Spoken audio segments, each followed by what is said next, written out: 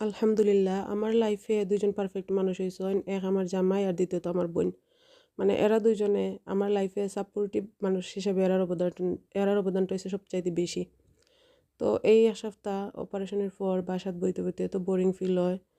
তো দেখা গেছে সকাল সন্ধ্যা দুপুর সবসময় দেশ থাকি ফোন মানে আমার বোন।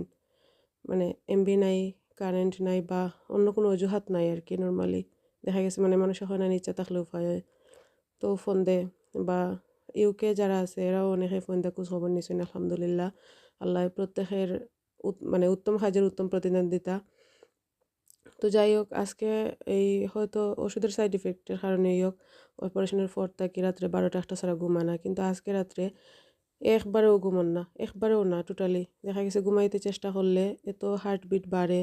মানে আমরা যখন কোনো কিছু ভয় পাইলে প্রথমে যেরকম হার্টবিট বাড়ে এইরকম সারাক্ষণ তাকে ঘুমের চেষ্টা করলে।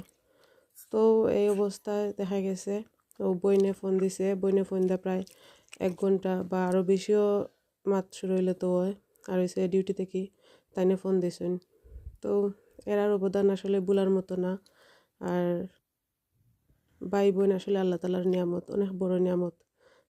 তাছাড়া পারফেক্ট একজন মানুষ জীবনে পাওয়া এটাও অনেক বড় নিয়ামত।